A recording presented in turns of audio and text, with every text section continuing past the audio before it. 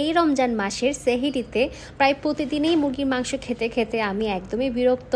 যেহেতু মাছটা বেঁচে খেতে অনেক বেশি কষ্টকর হয়ে যায়, তাই মাছটা ভাজা বা রান্না কোনোটাই করা হয় না।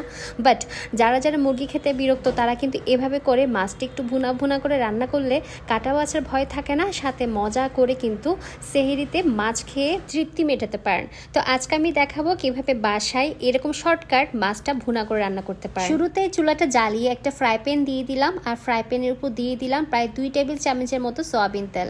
এবার এর উপর দিয়ে দিব পেঁয়াজ কুচি প্রায় হাফ কাপের মতো।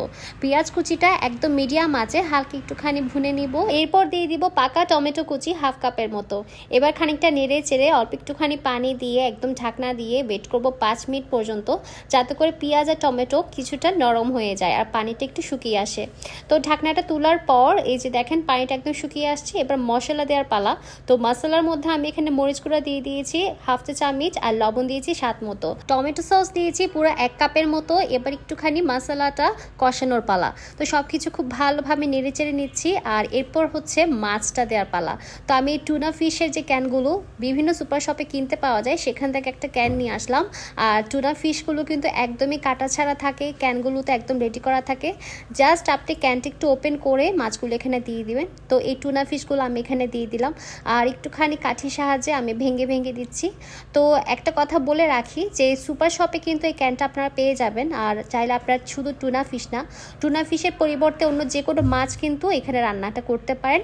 শুধুমাত্র মাছে কাটা ছাড়া হলে কিন্তু ভালো হয়। আর যদি আপনারা এরকম রেডিমেড ক্যানের বদলে অন্য কোনো মাছ ইউজ করতে চান, তাহলে কিন্তু আপনারা আগে থেকে রুই মাছ বা তেলাপিয়া মাছটা বেছে কাটাগুলো ছাড়িয়ে সেই মাছগুলো কিন্তু এখানে দিয়ে দিতে পারেন।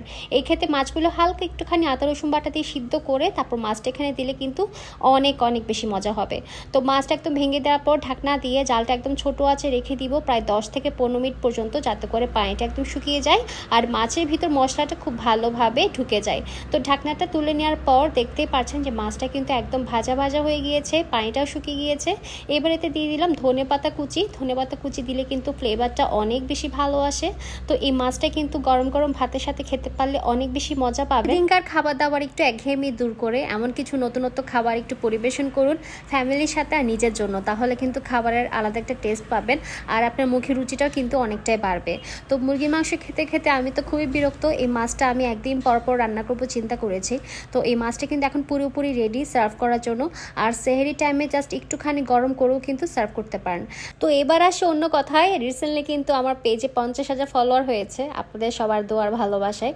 তো এই 50,000 সেলিব্রেশনটা আমি যেটা করলাম যে সুপার শপে গিয়ে আমি কি কিনবো, কেক কিনবো না কি কিনবো চিন্তা করতে করতে কিছু মিষ্টি নিয়ে আসলাম, কারণ গুড নিউজ তো অবশ্যই মিষ্টি মুখ দিয়ে শেয়ার করতে হয় সবার সাথে। জাস্ট এতটুকুই বলবো, সবাইকে বেশি বেশি আমাকে সাপোর্ট করবেন, প্রত্যেকটা ভিডিওসে লাইক দেবেন, কমেন্টস করবেন, শেয়ার করবেন।